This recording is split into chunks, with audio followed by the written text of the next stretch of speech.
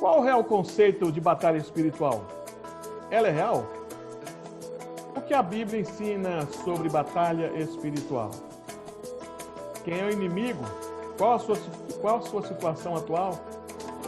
Quais são suas áreas de atuação? Quais são as suas armas? Como o cristão deve enfrentar o inimigo? Ele pode ser derrotado? Existe uma guerra igualitária de forças entre Deus e o diabo? Essas e outras perguntas, meus queridos, serão respondidas agora. O programa Teologia em Debate está começando.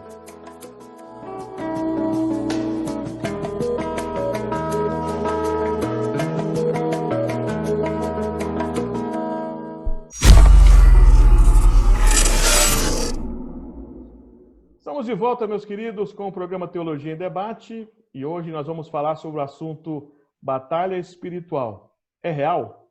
Como vencer? Olha, nós temos visto um grande crescimento entre as pessoas na igreja em cima do tema batalha espiritual. Nós temos visto o crescimento de conferências sobre o tema batalha espiritual.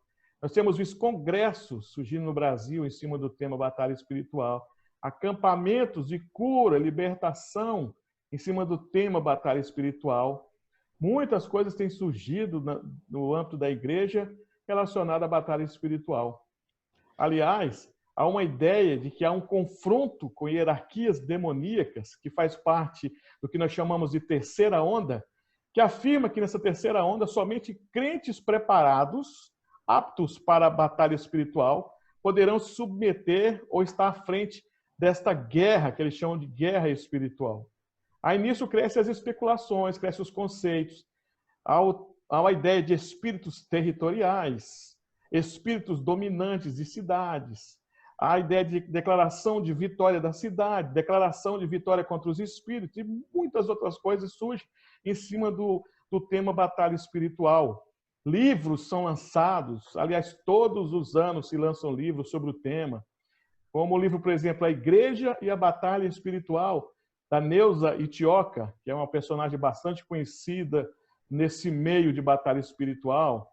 Há outro livro chamado Demônios Familiares, que é do S.V. Milton. Tem também até um outro personagem interessante chamado Peter Wagner, que foi um dos grandes promulgadores do movimento de batalha espiritual. Ele deixa claro que o movimento é a etapa final da preparação da igreja para a batalha do Armagedon. Diante de todos esses conceitos, diante de tudo isso, meus queridos, como nós podemos tratar desse assunto com cautela e com toda a responsabilidade? É isso que nós vamos fazer a partir de agora, conversando com nossos debatedores, nossos queridos pastores. Vamos tratar hoje o assunto batalha espiritual e vamos falar com o pastor Alan Taques, que é o pastor da Primeira Igreja Batista de Montes Claros. Estamos também com o pastor Luiz Fernando, que é o pastor da Igreja Batista da Aliança, no bairro Caiçara, na cidade de Belo Horizonte, Minas Gerais. E estamos também com o pastor Luciano Rocha, que é o pastor da Igreja Presbiteriana da Vila Operária, na cidade de Maringá, no Paraná. Olha, meus queridos, diante desses conceitos que nós vimos aqui, como tratar desse assunto com cautela e toda a responsabilidade? Para começar, quero voltar então a minha pergunta para o pastor Luciano. Pastor Luciano, diante desses conceitos que nós observamos aqui, como tratar desse assunto com toda a cautela, com toda a responsabilidade? Qual é o real conceito de batalha espiritual? Todos os males físicos observáveis procedem da agência do diabo? O diabo pode exercer realmente toda essa influência nas pessoas, como muitos pregam aí? Antes de tudo, quero cumprimentar meus colegas, né, e você que está aí nos ouvindo. Realmente esse tema é um tema explosivo, né? Um tema que, ao longo de poucos anos para cá, tem tomado conta do meio evangélico. A batalha espiritual, como muitos a conhecem hoje, ela tem esse conceito de uma guerra, né? De duas forças opostas se degladiando, as forças do bem e as forças do mal. As forças do bem representadas por Deus e Jesus e os seus anjos, e a força do mal representada por Satanás e os seus anjos também caídos. E essas forças, então, estão em combate né? Sempre combatendo uma contra a outra, e ora uma vence, ora outra vence, segundo aquilo que a sua igreja, né, ora, jejua, enfim, tem as suas atitudes espirituais com respeito a isso. Se a gente olhar para a Bíblia, a gente vê que esse conceito está um pouco divorciado da verdadeira batalha espiritual que a gente encontra na palavra de Deus. E outra coisa, a pergunta aí do nosso nobre colega é se todos os males, sejam eles físicos, espirituais, sejam eles que acontecem, né, é fruto da intervenção direta do diabo. Isso aí, irmãos, é um perigo muito grande a gente afirmar isso, porque a palavra de Deus, de forma nenhuma, afirma essas coisas. É claro que existe um escopo de ação do inimigo, mas nem de longe, né, nem de longe se assemelha ao que muitas igrejas hoje creem, que tudo que acontece de ruim ou de mal é fruto da ação direta do diabo. Mas daqui a pouco nós vamos conversar sobre isso. Ok, pastor Luciano. Pastor Luiz Fernando, diante desses conceitos que nós acabamos de falar sobre batalha espiritual, terceira onda, pensando no tema sobre batalha espiritual, qual o real conceito de batalha espiritual? Deus está realmente limitado, como prega a confissão positivista? Deus, ele está com o seu poder limitado e ele tem o seu campo de ação? Pois é, primeiro vou cumprimentar os colegas, os nossos queridos ouvintes, telespectadores aí, para dizer o seguinte, que a batalha espiritual, ela existe de fato, né?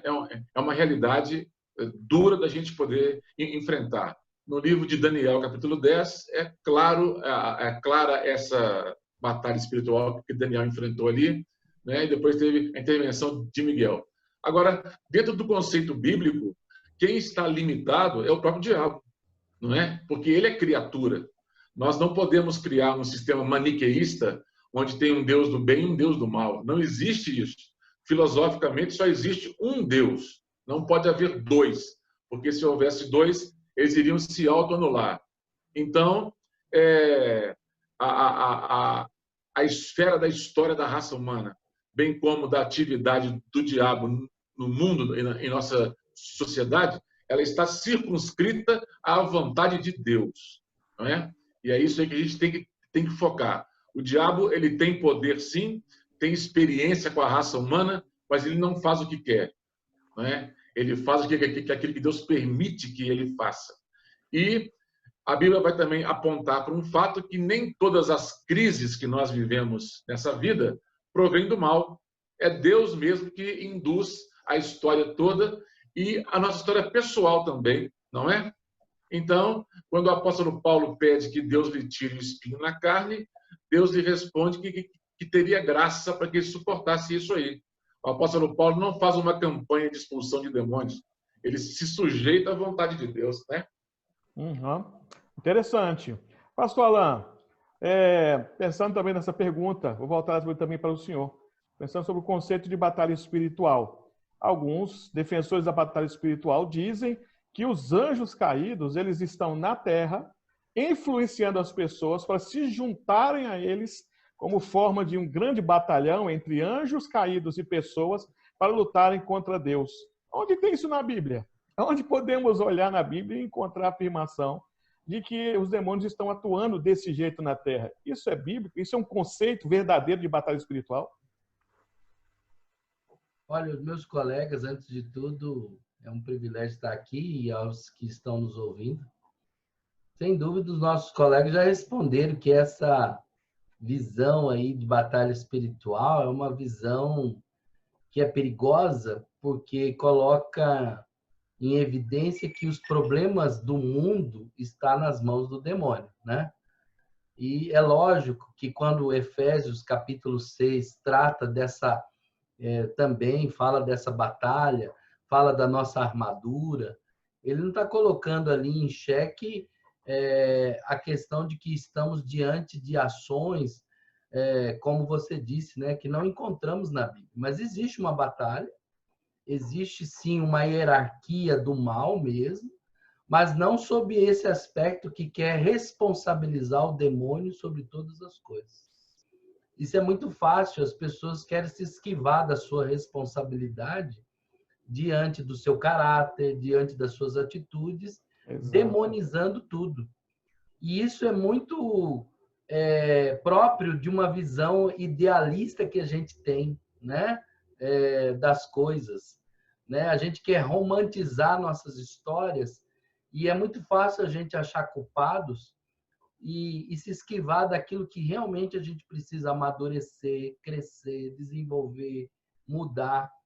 Então, a gente tem que pensar assim, que quando Jesus estava ali depois do seu batismo, na tentação do deserto, ele venceu o inimigo, venceu com a palavra, e uma das grandes armas que o inimigo quer colocar na cabeça das pessoas, sim, existe, ele quer colocar dúvida, né? Você vê que lá nas tentações de Jesus ele fala, se sempre essa expressão como se fosse uma bomba, né, de dúvida.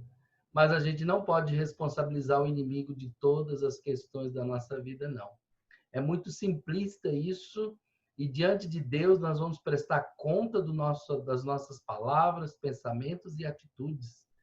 Então, o inimigo, sim, ele é poderoso, nós não estamos aqui de maneira nenhuma subestimando as forças do mal, mas também a palavra de Deus nunca disse que a gente deve andar sobre o prisma desse medo.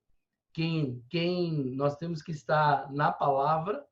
A Tiago vai falar que nós temos que estar diante de Deus e resistir ao diabo e ele fugirá de vós. Então, a gente precisa ter um pensamento equilibrado para que isso não torne algo patológico, doentio, e que muitas igrejas, por causa dessa fixação nessas batalhas espirituais, estão deixando as pessoas doentes, né? E irresponsáveis diante das suas ações diante de Deus. Isso é muito perigoso e é por isso que a gente tem que tratar esse assunto com muito equilíbrio e tranquilidade. Que resposta extraordinária, viu? Pastor Alain, parabéns, viu? Que resposta maravilhosa. Agora eu volto a pergunta para o pastor Luciano. Exatamente, pastor Luciano, em cima da ideia de o que a Bíblia afirma ser batalha espiritual.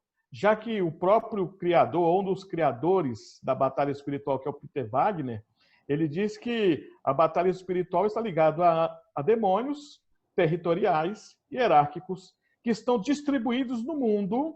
Eles têm seus setores de atuação, então ele vai dizer que eles atuam na imoralidade humana, nos crimes, na corrupção, nas doenças, né? Na igreja.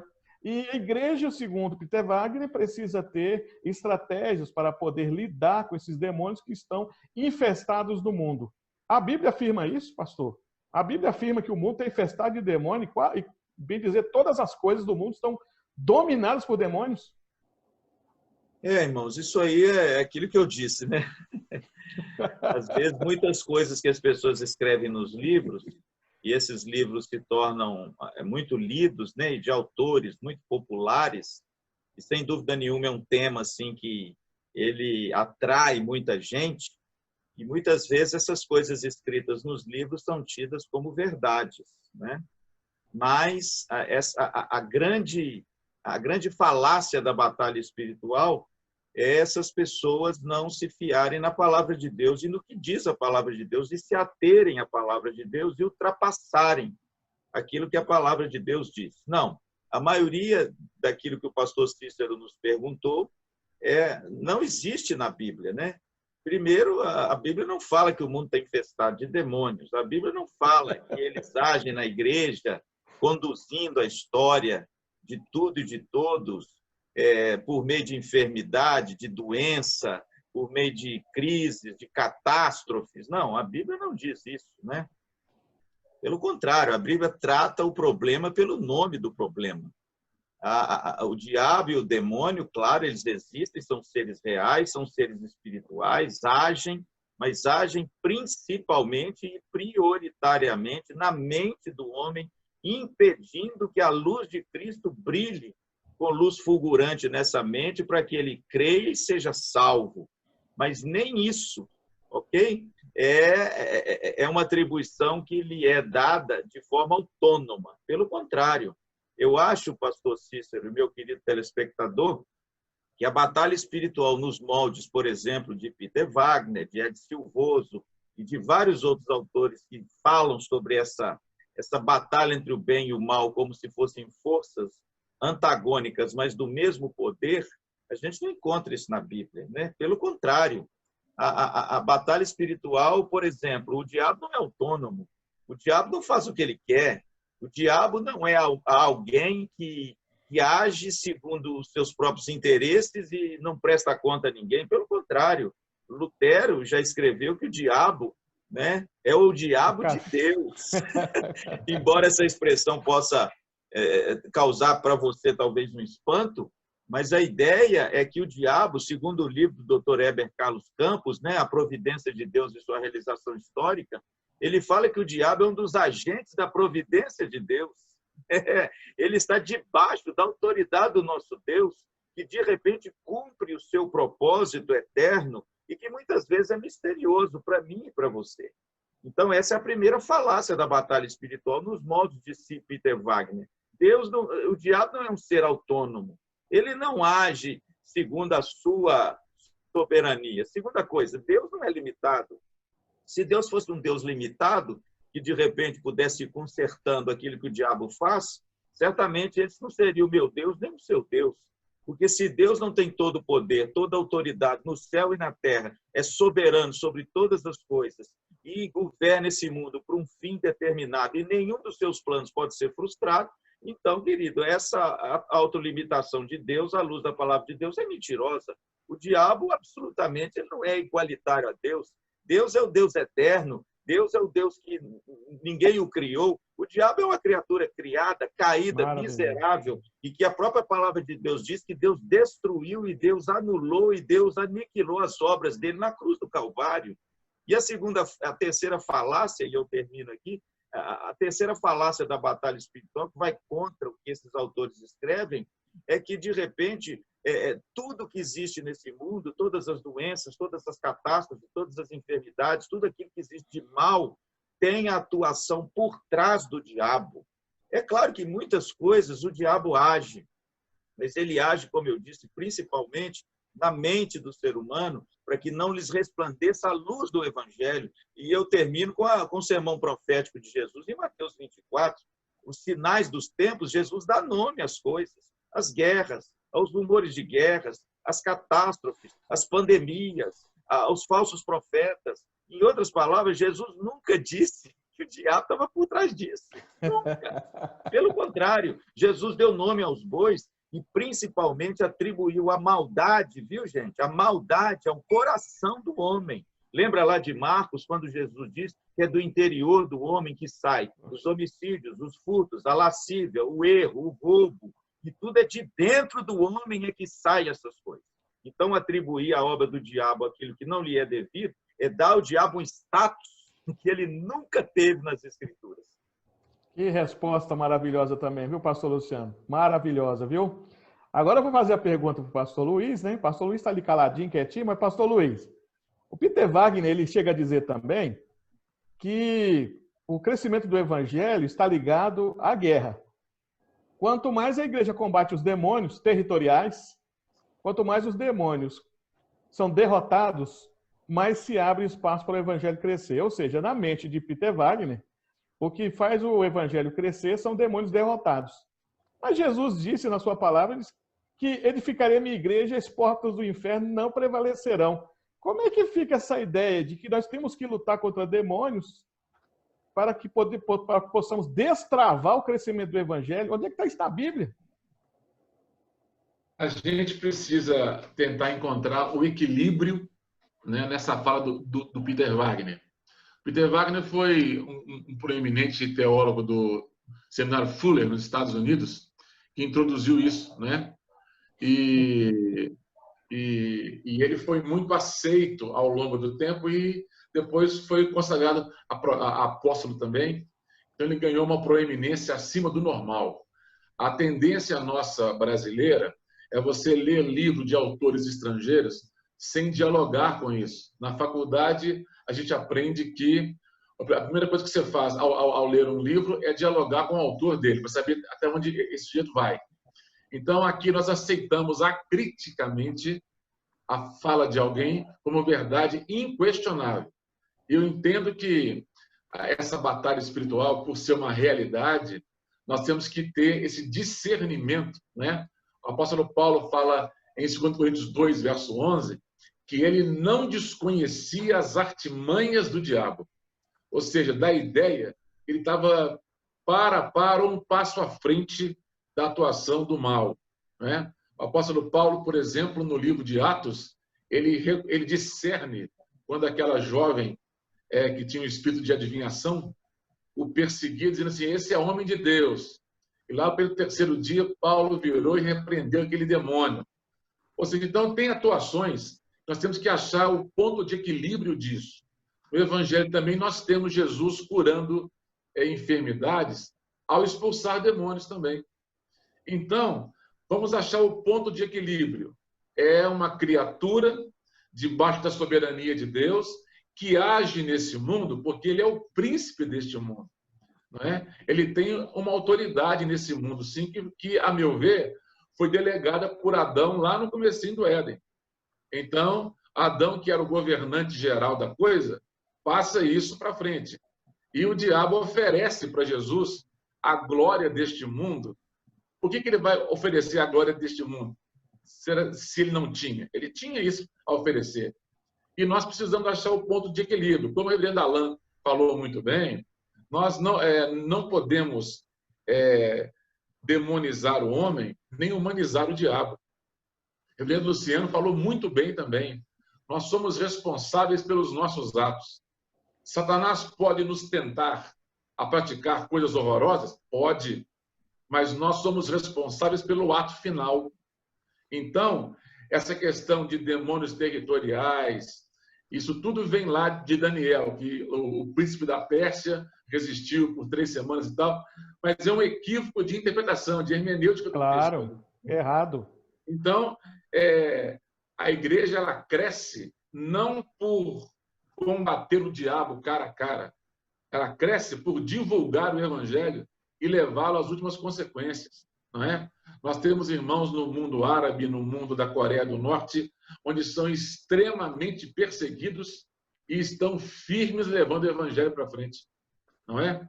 Agora, o que nós precisamos entender é que onde entra a luz, as trevas vão embora. Ninguém entra numa sala e grita assim, sai trevas daqui. Ele liga a luz, só isso. Por exemplo, na Marcha para Jesus, que teve um princípio interessante, depois desvirtuou, aqui, por exemplo, em Belo Horizonte, eles param diante da prefeitura e repreendem os demônios da prefeitura. Como se, no mundo espiritual, eu amarrasse os demônios e a prefeitura fosse ter um desempenho maravilhoso. Mas se você olhar a estatística depois da Marcha para Jesus, o tráfico de drogas continua, a criminalidade continua, a prostituição continua. Então, não é isso que traz vitória. Quando a Bíblia diz que as portas do inferno não prevalecerão contra a igreja, lá no texto grego, os colegas sabem muito bem, não é que o inferno vai bater na porta da igreja e vai cair. É a igreja que vai arrombar essa porta do mal e vai entrar com a luz do evangelho. Ok? Então, a gente tem que achar esse ponto de equilíbrio. A soberania de tudo é de Deus. E a igreja, quando se encaixa nisso, ela cumpre o propósito soberano de Deus. E a vitória nasce. Né? Ok. Aliás, eu me lembro de uma frase do pastor Leandro Lima, é o pastor da Igreja Presbiteriana de Santa Amaro, que ele diz assim, quando alguém disser para você se o demônio está amarrado, pode dizer que está e tem 2000 anos. Jesus amarrou o valente isso aí. lá na cruz. Né? Aliás, pensando ainda sobre o que a Bíblia diz sobre batalha espiritual, pastor Alain, o apóstolo Paulo ele traz uma definição bastante interessante em relação à guerra espiritual, quando ele fala em Efésios 6 sobre a armadura que nós devemos ter para enfrentar as artimanhas do inimigo. Mas como entender, até em porcentagem, o que é espiritual e o que é físico? Como psicólogo, por exemplo, pastor, o que é numa possessão histeria e o que é numa possessão uma possessão? O que é realmente a pessoa sendo amolada pelo diabo, vamos dizer na minha terra falar amolado, aborrecido, perseguido pelo diabo, e o que é, na verdade, problemas que a pessoa carrega no seu psique, na sua vida, traumas, vários problemas, que muitas vezes coloca-se no diabo. Como podemos discernir isso? Como a Bíblia pode nos ajudar a entender o que é Deus, o que é o diabo, o que é o homem e o que é o diabo? Para a psicologia, toda manifestação assim dita, né, demoníaca, para a psicologia não existe demônio, existe questões subjetivas propriamente ali de uma ação realmente no interior, né? Vamos dizer assim, no estado psicológico da pessoa, resultado de uma história de traumas, de uma série de questões aí que vulnerabiliza os recursos psíquicos dessa pessoa, né? E que, por sua vez, ela, de novo, eu vou falar uma palavra aqui, né? Mas é uma palavra repetida, mas é uma idealização dessa questão. Fugir de uma questão, o inconsciente, segundo Freud, está lá abastecido de tudo isso e, de repente, ele se aflora, né? E aí é o que a gente chama de... ela entra em colapso, né?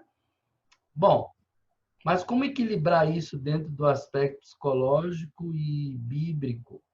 Significa que a igreja não acredita que existe possessão? Bom, se nós não acreditarmos nisso, nós estaremos contrariando as próprias ações de Jesus. Jesus realmente, por exemplo, aquele 2 endemoniados de Gadara, né, de Gadara lá, então está claro ali realmente uma ação, uma possessão demoníaca, mas tem que ser analisado dentro do contexto, né? Você pode perceber ali que aquele homem, ele tinha uma certa rejeição da sociedade, da sua família, né? Não é à toa que Jesus, ao libertá-lo, e ele querendo ir com Jesus, Jesus falou assim, não, fique aqui na sua casa, testemunhe para a sua família, porque a questão familiar ali era o ponto-chave de toda aquela situação. Assim, a gente não pode ser crítico a pensar que a própria questão da vida daquele homem ter sido tomada pelo demônio foi uma questão assim, sem resultados psicológicos na sua vida. Eu não consigo enxergar como se o demônio pudesse entrar em qualquer um e fizesse o que ele faz. Eu acredito que existe, sim, uma abertura nessas janelas da mente, né? Nós estamos falando muito aqui da mente, como que o diabo atua, e, obviamente, há ações aí. Mas, irmãos, quando eu olho para a palavra e o que Deus faz na vida de alguém, quando alguém se converte a Cristo, isso se torna impossível de o inimigo entrar. Então, eu acho que essas igrejas que dizem que liberta do demônio estão fazendo um desfavor ainda mais na vida dessas pessoas. Meu Deus. E o que Jesus, o que a casa limpa faz? A casa limpa atrai mais. Não limpa mais não, entendeu? Então, essas ações que as igrejas dizem que estão libertando, elas estão criando ainda mais questões psicológicas na vida das pessoas, permitindo que elas fiquem mais escravas ainda. E eu acredito, igual os colegas, eu tenho certeza, o que liberta as pessoas está aqui, ó, a palavra de Deus. Essa palavra tem que ser ensinada. Nós estamos lá para fazer isso, ensinar. E cada vez que a pessoa vai à igreja, ela vai sendo ensinada, discipulada, orientada. Essa palavra vai libertando e curando essas lacunas, esses repertórios cheios de lacunas na vida dela, sendo preenchidos pela graça, pelo amor, pelo cuidado. Então, esse culto que fica querendo torná-lo místico, vendo pessoas caindo, vendo pessoas não sei o quê. Isso nós estamos, na verdade, dando crédito ao diabo, em vez de colocar o que a gente tem que fazer, dar crédito à palavra e a Deus. Então, eu vejo que esses cultos são mais sessões místicas e que proporciona ainda mais conturbações do que realmente, propriamente, algo espiritual. Porque não está causando bem para as pessoas. Estão matando elas, escravizando elas ainda a um pensamento que o diabo quer que a gente fique com ele, de duvidar, né, do poder de Deus e da graça de Deus. Beleza, então, Pastor Alan, que resposta maravilhosa, mais uma vez, esclarecedora. E agora, meus queridos, nós vamos para o intervalo, né? Acredito que os irmãos estão gostando muito do programa. Hoje está um programa muito bom, mas nós temos que ir para o intervalo. Depois do intervalo, nós estaremos aqui de volta com o nosso segundo bloco, onde nós estamos falando sobre batalha espiritual. Existe? É real? Como vencer? Vamos para um pequeno intervalo e daqui a pouco nós voltamos em nome de Jesus. Até já.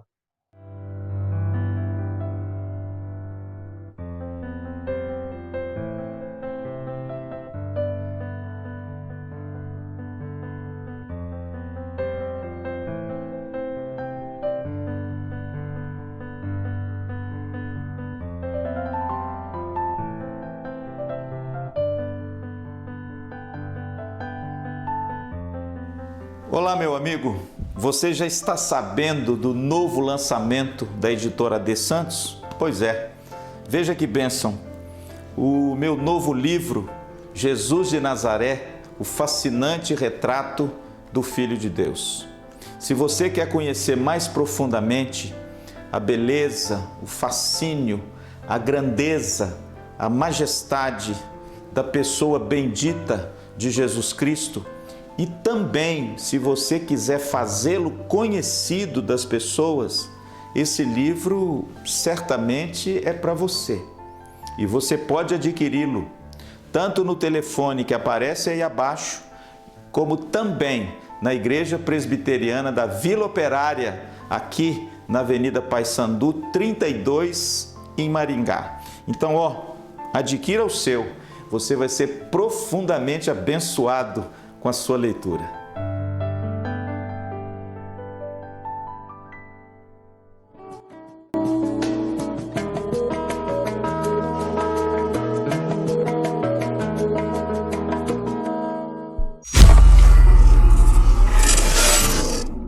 Estamos de volta, meus queridos, com o programa Teologia em Debate e hoje nós estamos falando sobre o assunto batalha espiritual. É real? Como vencer? Nós estivemos conversando no nosso primeiro bloco sobre alguns assuntos muito bons. O primeiro bloco foi muito objetivo, várias respostas que puderam nos ajudar. E agora nós vamos continuar com nossas perguntas. Eu quero voltar essa pergunta agora para o pastor Luciano.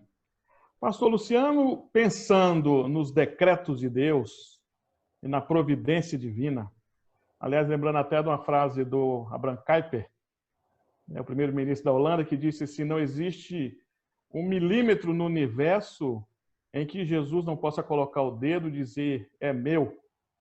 Então, pensando na providência divina, em que Jesus está com o dedo em todas as coisas, qual é a situação do inimigo nesse momento?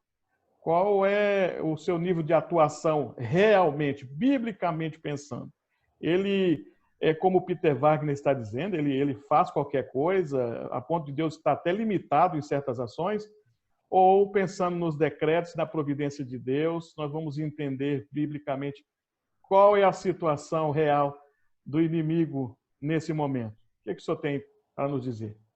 Irmãos, isso é uma coisa maravilhosa. Por isso que a teologia, ela nos auxilia muito, né? Uma teologia sistemática, bíblica, consistente, à luz do escopo bíblico e doutrinário, né? Na sua construção teológica, ela é muito bonita porque ela dá uma estrutura ao nosso pensamento, logicamente falho, né? Porque, né, Paulo fala, quem compreenderá a mente de Deus? Mas aquilo que nos está revelado nas Escrituras pertence a nós. E nós temos a obrigação de nos debruçar sobre ela para tentar compreender aquilo que está à luz das Escrituras.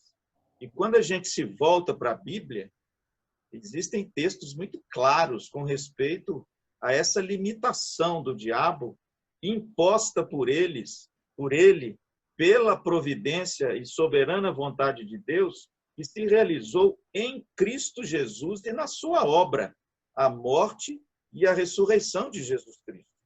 É só você ler o belíssimo capítulo, né, cristológico, aliás, o capítulo mais cristológico do Novo Testamento é Colossenses, capítulo 1.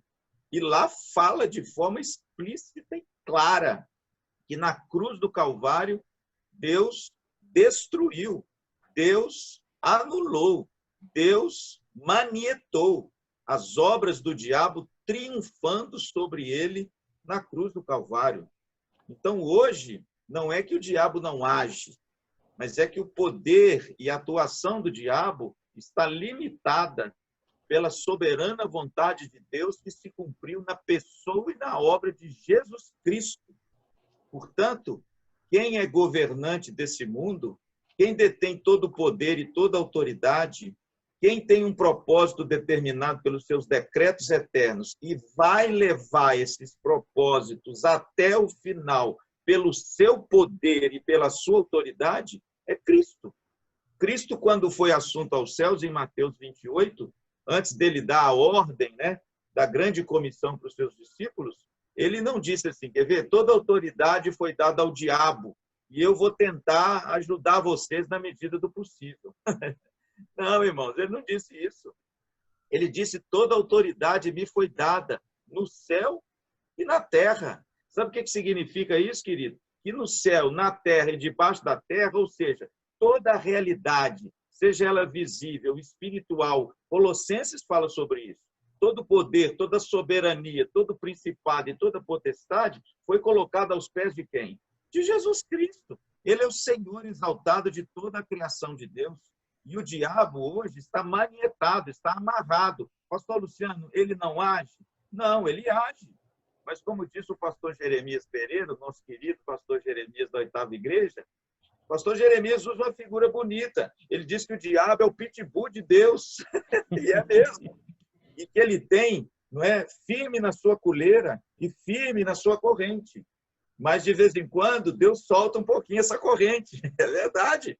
E esse diabo, então, segundo essa soberania de Deus misteriosa, que muitas vezes eu não entendo em você, tem o poder de agir, mas dentro de determinados limites e que a causa última não é que ele é um ser autônomo e faz o que quer, mas ele é um ser que serve à providência de Deus. Como tudo que foi criado nesse mundo serve à providência de Deus, o diabo também serve, embora para muitos isso seja um escândalo. Mas é isso que a gente vê escrito nas páginas da Escritura.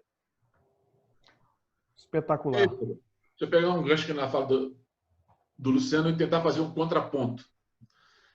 Ficou claro para a gente que o governo de tudo, desde o mundo espiritual até o mundo material, é de Deus. Ninguém questiona isso. Agora, dentro do propósito de Deus, e como disse o reverendo Luciano, na atuação do mal, eu acho que é isso que a igreja muitas vezes desconhece, essa atuação do mal. Por exemplo, o diabo ele faz oposição aos servos de Deus dentro da obra de Deus. Ok? Ele traz situações complicadas, obviamente dentro da permissão de Deus, para poder travar esse crescimento do reino de Deus. E essa luta, ela é constante, né? Eu acho que nós temos que ter esse equilíbrio de não minimizar demais a atuação do diabo, porque senão nós vamos perder essa dimensão do que Paulo fala em Efésios 6. Lá, o apóstolo Paulo, ele traz para a gente a armadura de Deus para que nós possamos vencer. Essa armadura é Cristo, logicamente, não é? Mas ele vai especificando detalhes dessa armadura. Por exemplo, ele fala sobre o escudo da fé para apagar os dados inflamados do maligno. Ou seja, existem esses dados inflamados do maligno que vêm contra o cristão. Se ele não se apropriar desse escudo da fé, ele vai sofrer demais da conta. Dr. Gilberto Pickering escreveu um livro sobre guerra espiritual ligado a missões, não é? E ele fala assim, tenho doutorado em linguística. E eu fui para as tribos de índios da Amazônia lá, e como eu desprezava esse lado da moeda de batalha espiritual, ele falou assim, eu sofri demais. Passei muito aperto dentro desse contexto. Então, ele vai escrever um livro que não é mais editado, se caso eu não me engano, que é uma joia preciosa. Agora, nesse livro dele, ele coloca 8 estágios de atuação do diabo. E o último estágio que ele coloca de atuação, o mais elevado, é a possessão demoníaca. No meio neopentecostal, é o primeiro item a ser combatido. E às vezes nem chegou lá ainda, nem vai chegar também, não é? Então, dentro dessa busca de equilíbrio, o nosso confronto com o mal, ele é muito presente. Quando Paulo fala que nós não lutamos contra a carne nem contra a sangue, mas contra os poderes que movimentam isso, temos que estar alerta, muitas vezes, que, às vezes, numa simples conversa dentro de casa, está indo tudo bem, alguém solta uma colocação agressiva, às vezes, que não é nem questão emocional, mas que vem quebrar toda a harmonia da família. Muitas vezes, essa operação do mal, nós temos que ter o discernimento para saber que eu não vou confrontar a pessoa. Eu vou ter o equilíbrio de confrontar o que está por trás disso. Então, só para a gente poder tentar achar esse ponto de equilíbrio, e lembrando que Jesus e os próprios apóstolos, eles enfrentaram esse mal cara a cara, não é? E foram assuntos em vencer pelo poder de Deus. Deixa eu fazer um exemplo aí, meu pastor, dessa Sim. fala última do senhor, com um exemplo claro na Bíblia, né? Claro. Lá em Mateus capítulo 16, quando Jesus pergunta aos seus discípulos quem é o Filho do Homem, ali está claro. Pedro responde, tu és o Cristo, o Filho do Deus vivo. E, de repente, Jesus olha para Pedro e diz assim, bem-aventurado é Simão Barjonas, porque não foi carne e sangue quem te revelou, ou seja, isso não foi da sua própria inteligência, mas meu Pai que está no céu. Ou seja, o reconhecimento da pessoa de Cristo, quem é Cristo só é através da revelação de Deus. É verdade. O Espírito Santo que abre os nossos olhos. Agora, depois, muita gente para nesse versículo, né? Mas o texto diz que depois Jesus, então, falou com seus discípulos que era necessário que ele fosse para Jerusalém, que ele fosse morto, que ele fosse açoitado, que ele fosse crucificado, mas ao terceiro dia ele ressuscitaria. E aí, quando Pedro ouviu aquilo ali, né, que ele iria ser morto, Pedro, então, disse assim, de forma nenhuma o senhor vai para lá, para o senhor sofrer de tudo. Aí o interessante é que o próprio Jesus que falou que Pedro recebeu essa revelação do alto para reconhecer quem era Jesus, vira para Pedro e diz assim, arreda-te, Satanás, porque não cogitas das coisas de Deus, e sim dos homens. Pastor, Pedro estava possesso? Claro que não. Óbvio que não. Mas aí mostra, viu, meus amados, como o diabo age. O diabo quer impedir a obra de Cristo. Lá foi assim, e hoje também é assim. Ele quer cegar o entendimento dos incrédulos. Ele quer tentar de toda maneira impedir que esse evangelho chegue e salve as pessoas.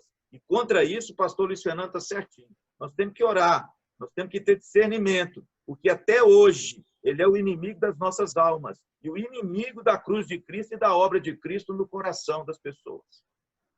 Ô, Luciano e os demais colegas, fazer só um detalhezinho. Olha a linha tênue de atuação do Espírito Santo e do diabo na mente de Pedro. Que Sim. Coisa sensível, não é? Segundos depois que ele afirma que Cristo é o Filho de Deus, segundos depois, quem poderia acreditar nessa mudança tão rápida na forma de pensar, de oposto um ao outro? Esse discernimento espiritual é que nós temos que ter. Eu me lembro de um pastor que pregou na igreja anos atrás, onde eu era pastor, que ele contou que no final de um culto, domingo de manhã, 2 mulheres levantaram em profecia. E, na hora que elas terminaram de profetizar, esse pastor falou assim, as irmãs estão fora da igreja, excluídas da igreja. Terminando tudo, eles estavam no gabinete pastoral, as mulheres procuraram ele e disseram assim: nós planejamos fazer isso. Olha. Olha só. Me lembro do pastor, aquele lá da Nazareno de São Paulo, o Vassouras, o pai, ele contando que quando jovem era pastor de uma igreja do Nazareno, Rio de Janeiro, num prédio com 1.200 membros. E ele falou assim: eu estava numa depressão espiritual, tipo assim, muito grande, e ao lado da minha igreja tinha um centro espírita, e as pessoas saíam de lá, entravam na minha igreja e começavam a profetizar e a falar coisas. Ele falou assim: olha a luta que eu passei para ter o discernimento se a coisa era de Deus ou não. Eu queria destacar, nessa fala do reverendo Luciano, esse discernimento espiritual que Cristo teve. Dizer: Pedro, para trás de mim, Satanás, porque você não pensa nas coisas de Deus. Muitas vezes, nós vivemos isso na igreja, no serviço, dentro de casa, essa atuação que é sutil. Eu costumo dizer uma palavrinha: subrepticiamente. Ou seja, sub é por baixo, e repticiamente, réptil rasteja. É mais sutil do que o rastejar de um réptil. E às vezes nós não percebemos, e aí a coisa complica, né? Mas é isso mesmo. Perfeito, viu? Perfeito. Aliás, pastor Luiz Fernando, pensando nessa resposta do senhor, lembrei de um dos defensores da batalha espiritual, chamado Roger Foster. Ele diz o seguinte, que a batalha espiritual foi a porta que se abriu para o entendimento correto de quem é Deus e quem é o diabo. Mais de quem é Deus. Segundo ele, pouco se entendia de Deus. A partir do entendimento da batalha espiritual, entendendo-se o personagem diabo, agora se entende como que funciona a atuação de Deus no mundo. Onde está isso na Bíblia, pastor Fernando? Onde é que nós precisamos entender primeiro do diabo para entender de Deus? Sendo que Calvino diz que nós precisamos entender de nós mesmos para depois entender de Deus, né? Eu queria voltar para a questão de Jesus. Ele falou assim: se vocês veem a mim, vocês veem ao Pai. Se quisermos entender como que Deus atua, vamos olhar o ministério de Jesus Cristo e não o do diabo. Ok? Eu não posso pegar esse paralelo que é desproporcional entre uma criatura e um criador. Isso é ilógico. Eu posso pegar de criador para criador. Cristo, o Filho, e Deus, o Pai. Aí eu tenho uma lógica razoável. Agora, se eu pegar o diabo como criatura para procurar entendê-lo, para compreender mais como que Deus age, impossível. Porque essa criatura chamada Satanás, como diz o reverendo Alain, ela não age por si só. Ela está limitada dentro de princípios de Deus. Quando Satanás tentou destruir Jó, Deus falou que você pode tocar na saúde dele, mas na vida não. Você tem um limite de atuação, não é? E Paulo vai dizer o quê? Junto com a aprovação vem o escape. Então, nós temos que entender mais da pessoa de Cristo e contar com o auxílio do Espírito Santo que vem revelar Jesus. Aí nós vamos entender mais como que Deus age. Esse autor que você acabou de falar, ele elabora ou trabalha num equívoco gritante. Não tem base teológica, filosófica, não tem nada. É uma afirmação solta que só traz prejuízo para quem aceita como verdade. Não é? Ok. Agora, pastor Alain, pensando até na resposta do pastor Luciano, falando sobre do pastor Luiz Fernando, falando sobre a questão de entender a influência do inimigo, seus limites, qual a influência de Satanás, pastor Alain, na tentação da pessoa? Como é que ele age? Ele conhece o pensamento das pessoas? Aliás, antes de o senhor responder, deixa eu citar uma frase da sistemática de Charles Hodge, ele falando sobre Satanás, ele diz assim: eles, os demônios, possuem as limitações de criaturas, não podem mudar substâncias, alterar leis da natureza, realizar milagres, agir sem os devidos meios ou pesquisar os corações. Todas essas coisas são prerrogativas de Deus. E mais, acho que os irmãos conhecem a história de Lutero, quando ele foi tentado pelo diabo, quando ele começou a pensar na vida pregressa dele, e só havia pecado, só havia pecado, só havia pecado. Aí o diabo falou na mente dele: tá vendo? Isso é você. Olha quem você é. Você é um pecador. E aí veio na mente de Lutero, mas o sangue de Jesus me purifica de todo pecado. O quanto que isso é real na vida do cristão, pastor Alain? A influência do diabo na mente, na vida da pessoa, no contexto, para pôr ela para baixo, para desanimá-la, para dar frieza espiritual, para tirar da igreja, como falou muito bem o pastor Luciano. O que é que o senhor acha disso? O que é que o senhor pode nos responder, nos ensinar? Eu até citei agora há pouco, né, a tentação de Jesus no deserto, e a fórmula que Satanás usou é a fórmula: se és filho de Deus, faça isso, né? Se és filho de Deus, né? Então essa bomba C aí é que é o problema. O inimigo, segundo Tiago, nós somos tentados por uma cobiça, né? Vamos imaginar a cena da minhoquinha no anzol lá do pescador.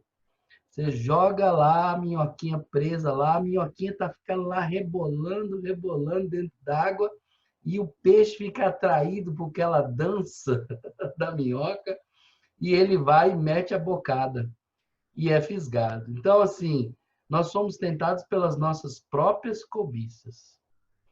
Então, está dentro de nós. Foi claro aqui no comentário de todos os colegas que está o problema em nós. O que contamina o homem está dentro do homem, né? É o que sai dele. Mas o inimigo, o que ele faz? Ele coloca o banquete, ele prepara o cenário, ele coloca as situações para que essa dúvida, para que esses questionamentos afloreçam. Só que o culpado disso tudo, o responsável nisso tudo, somos nós. Quando nosso colega Luiz Fernando falou da armadura, é para que a gente se proteja dessas investidas do inimigo. E eu quero lembrar aqui um outro exemplo, como é que o inimigo age. Ele age, como foi dito, de forma sutil, de forma a atrair, porque essa nossa carnalidade, nossa vida pecaminosa está presente. Então, ele sabe, e é por isso que as limitações do inimigo, não é que ele sabe nossos pensamentos, não. Ele sabe a nossa natureza pecaminosa, porque ele é o maior pecador que tem, é o próprio diabo, o enganador. Então, ele sabe muito bem que forma nos atrair para nós sermos enganados e depois nós sentimos as consequências disso. Tem um exemplo que eu sempre fiquei ligado naquele jovem, não sei, o texto em Corinto fala daquele que foi pego em adultério. E aí a igreja, Paulo fala, né, que a igreja estava fazendo vista grossa a essa situação, enfim, até que esse rapaz foi disciplinado na igreja.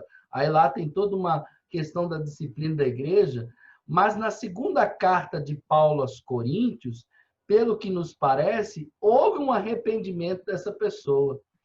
E olha o que Paulo fala, ele fala de perdoar. E quando se perdoa, se perdoa. E Paulo fala uma coisa muito interessante, ele fala aqui em 2 Coríntios 2, a quem vocês perdoam alguma coisa, eu também perdoo. Pois o que perdoei, se é que perdoei alguma coisa, eu fiz por causa de vocês na presença de Cristo, para que Satanás não alcance vantagem sobre nós, pois não ignoramos quais são as suas intenções. Em outra versão fala ardis. Então, o inimigo, ele quer aproveitar dessas situações. Tudo que gera conflito, que alimenta ódio, que alimenta esse pecado em nós, é ali que ele faz a festa. É ali que ele encontra ocasião para quem busca ocasião para pecar e para agir. Então, ele não faz nada de uma forma assim, eu vou fazer isso. Não, ele encontra oportunidades e ele age. E é aí que está a maneira do cristão. Por isso que nós temos que usar a armadura, que é Cristo. E aí eu queria dizer uma coisa que os crentes acham que a armadura a gente tira e coloca, né? Não, a armadura já está em nós, né? A armadura já existe, você está na pessoa de Cristo, então você já tem essa armadura. Então a gente vai resistir né? Sujeite-se, pois, a Deus e ele, né? O diabo fugirá de vós. Então, nós temos que sujeitar a nossa vida ao Senhor. Perfeito. Pastor Luciano. Só lembrar aqui, na fala de Alain, que muitas vezes o pensamento que nós estamos tendo, até destrutivos, o diabo pode potencializar isso dentro da gente. Também. Ok? E a pessoa pode se enxergar num buraco tão profundo, sem saída, que às vezes tira até a própria vida. Uhum. Então, a decisão final de um ato tão drástico desse é do ser humano. Mas na mente dele, que pode estar enfraquecida e potencializada pelo mal, com sugestões que vão julgá-lo no fundo do poço mais ainda, isso pode virar um caso sério. O Dr. Kurt Koch é um teólogo alemão. A tese de doutorado dele, ele trabalha a questão até onde é efeito psicológico, até onde é possessão demoníaca. Esse livro não tem em português. Eu consegui em espanhol. É a tese dele de doutorado. E o Kurt Koch, ele foi um especialista em demonologia. Então, é muito interessante a gente trabalhar com a saúde mental e até onde esse limite ele é, vamos dizer assim, transado dentro da mente da pessoa. Há um tempo atrás, no anexo da nossa igreja, me chamaram para expulsar demônio de uma menina de 13 anos de idade. Tinha lá 6 pessoas em torno dela, repreendendo demônio. Quando eu cheguei, mandei sair todos. Ficamos um irmão, eu, a mãe e a menina. Eu me ajoelhei, peguei a menina no meu colo, tentei conversar com ela, ela não respondia e ela estava se contorcendo no chão e soltando grunhidos, não falava. Então, eu levantei aquela menina e perguntei para a mãe dela assim, ela toma remédio controlado? Sim, toma. E ela tem tomado ultimamente? Não. Eu falei, irmão, pega essa menina, leva para o hospital agora para tomar o remédio dela. Abracei aquela menina, abençoei aquela menina, e domingo seguinte estava lá o pai, a mãe, a menina e o irmãozinho, e o pai falou assim, muito obrigado pelo carinho que você teve com a minha filha. E ela veio, me abraçou, eu dei um beijinho nela. Não era demônio, não é? Não era demônio. Então, esse discernimento que a gente tem que ter. Eu me lembro de uma vez, eu era pastor recém-consagrado, e chegando na igreja, o pastor presidente estava lutando com uma moça que, teoricamente, estava possesso de demônio. E aí eu falei, pastor, vamos levar para a sala do fundo ali, porque estou faltando 5 minutinhos para o culto. E eu me lembro como se fosse hoje. Tinha um sofá muito macio no fundo da igreja, e eu segurei ela pelos pés e ele pelo ombro, e chegando, ela caiu no sofá, bateu e subiu. E o pastor era baixinho, pulou no pescoço dela e falou assim, demônio, não atrapalhe o meu culto. Nisso, a menina bateu com o pé no colarinho dele, sujou. Falei, pastor, vai lá para o culto que eu resolvo aqui. E aí, conversando comigo, eu falei assim, o que você quer realmente? Ela falou assim, eu não estou entendendo, eu vim aqui buscar minha mãe. Eles estão achando que eu estou com demônio. E essa menina tinha problemas mentais. Anos depois, num culto na casa de um membro de uma outra igreja, eu encontrei com a mãe, com a menina. Ela falou assim, ô, pastor Luiz, que bom, eu sou crente agora. Vê se pode.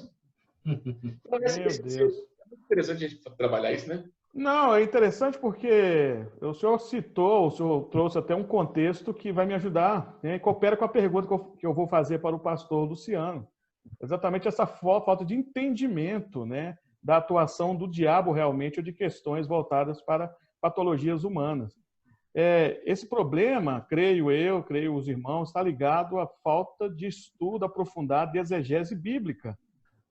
Pega textos, pega sem contexto, pega um versículo bíblico, igual esse pessoal que defende batalha espiritual, e sai pregando aí, defendendo, sem fazer uma exegese, sem fazer uma teologia bíblica.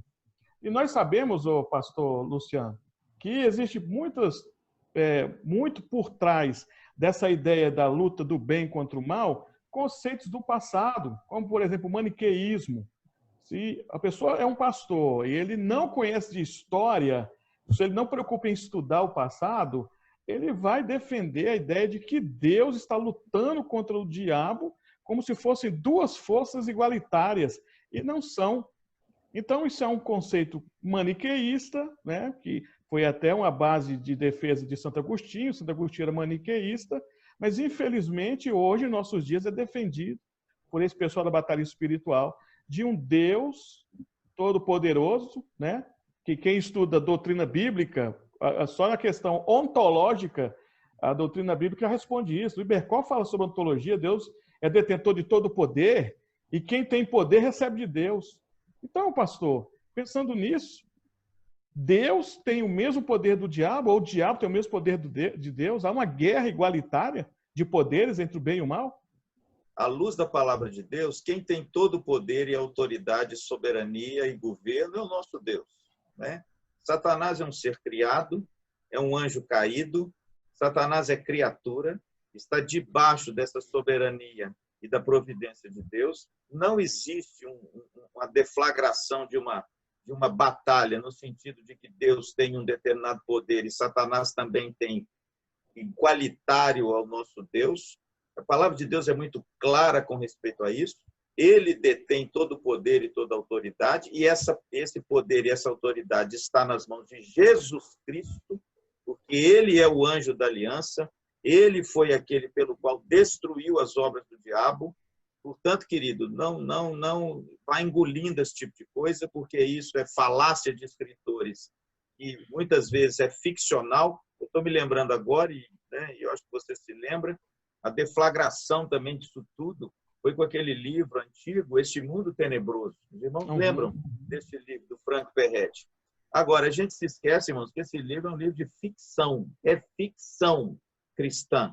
E muita gente pegou esse livro, inclusive, no meu tempo, eu me lembro, dava seminário de batalha espiritual em cima do livro Esse Mundo Tenebroso. Aonde chega o ser humano? Um livro de ficção, entendeu? Onde a batalha espiritual, nesses moldes, que tem dois poderes poderosos, com o mesmo poder se degladiando, e esse livro, para você ter ideia, foi palco de muita pregação de muita gente. Então, veja, irmãos, aonde a gente chega. Agora, pastor, por que a gente chega aonde chegou? Irmãos, me desculpem, viu? Porque nós desconhecemos a palavra de Deus. A gente fica bebendo esses livros e não bebe da fonte, que é a palavra de Deus, e nem de púlpitos consistentes, de pastores que buscam a verdade na palavra de Deus e pregam a palavra de Deus. E aí você vai bebendo esse lixo que tem por aí e vai acreditando nessas coisas e vai diminuindo o poder do seu Deus e a graça do seu Deus na sua vida. Se é que a gente pode fazer isso, né? Maravilhoso, espetacular. Bem, meus queridos, nós estamos terminando nosso programa Teologia em Debate. Eu quase escuto o pessoal dizendo, mas infelizmente estamos terminando nosso programa. Mas antes de terminar, eu gostaria de fazer a última pergunta para cada um dos pastores. A pergunta, vou para o pastor Alain, também vou voltar para os outros dois pastores, mas como cristão, pastor Alain, deve enfrentar esse inimigo? Biblicamente, ele pode ser derrotado ou ele já foi derrotado? Como o cristão pode enfrentar biblicamente esse inimigo? Como última resposta para os irmãos que estão nos assistindo. Ele já foi derrotado, sem dúvida. Por isso que é o desespero dele, não tem. Na perspectiva cristã, ele já está derrotado.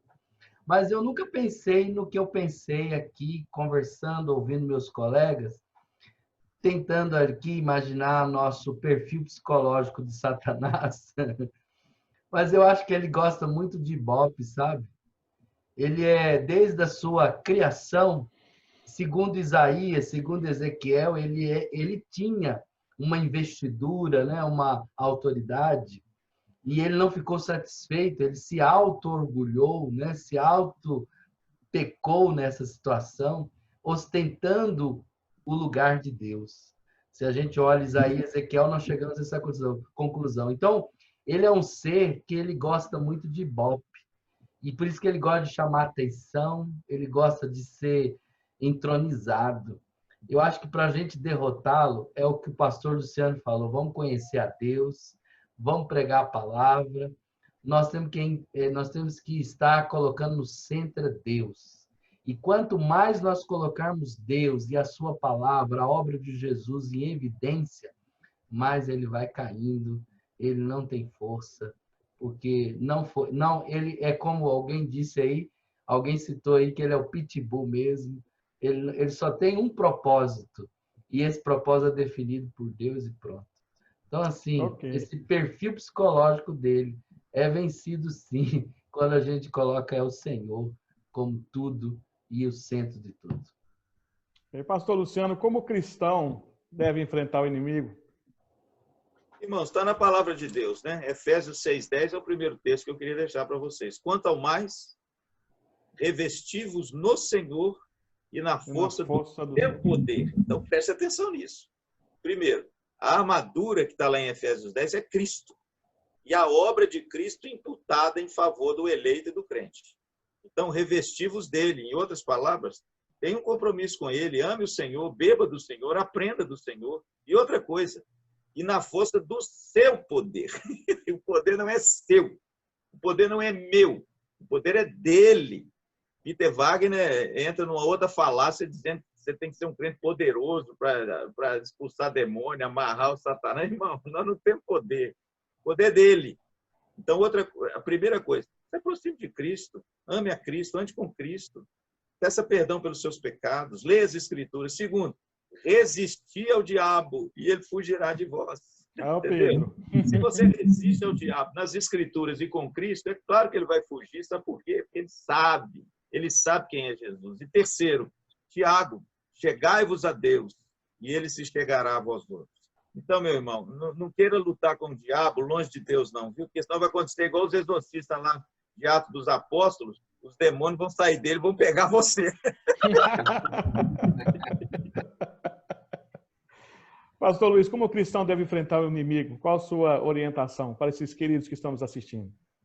Eu me lembro uma vez na igreja, apareceu uma pessoa endemoniada e alguns cristãos estavam no fundo da igreja, começaram a sair devagarzinho e o pastor falou assim, sai da igreja que a gente pega na esquina, hein? Mas eu queria só lembrar aqui 3 pontos, né? As tentações, no caso, por exemplo, a de Jesus, o que o diabo queria com Cristo? Tirá-lo da dependência de Deus. Esse é o princípio de toda a tentação. Que nós saiamos dessa dependência de Deus, do seu poder, e possamos agir por conta própria. Segundo ponto, como diz o reverendo Alain, o diabo quer destaque. Mas num culto, ou na vida de um cristão, o destaque é Cristo. Ponto final. Seja ele engrandecido o tempo todo. Em terceiro lugar, um pastor perguntou para uma classe de jovens, adolescentes, de crianças, disse o seguinte, como é que vocês venceriam as tentações? E um respondeu assim, quando o diabo bate a porta da minha vida, eu peço para que Cristo atenda a porta. Sim, não é? Então, assim, é como diz a Helena Luciana e a Helena Alain, o poder é de Deus. Toda vitória que você, meu irmão, e nós vamos ter nessa vida é derivada da cruz. O poder é de Jesus, não é? E se há algum poder no ser humano para qualquer obra espetacular, é derivado da cruz também. E a ele toda a glória, né? Ok. Amém. Amém. Vamos encerrar então, meus queridos, nosso programa Teologia em Debate. Tivemos aqui, para nos ajudar nesse programa, os pastores Alan Tax, é o pastor da Igreja Batista, a primeira Igreja Batista da cidade de Montes Claros, em Minas Gerais. Tivemos também o pastor Luciano Rocha, que é o pastor da Igreja Presbiteriana da Vila Operária, em Maringá, no Paraná. E também o pastor Luiz Fernando, que é o pastor da Igreja Batista da Aliança, no bairro Caiçara, em Belo Horizonte, Minas Gerais. E eu, seu apresentador, humildemente, da Igreja Presbiteriana do bairro Diamante, em Belo Horizonte, Minas Gerais. Quero agradecer a todos, que o Senhor nos ajude, que esse programa traga algum fruto para os irmãos, que Deus os abençoe. Até o próximo programa, se assim o Senhor nos permitir. Até lá.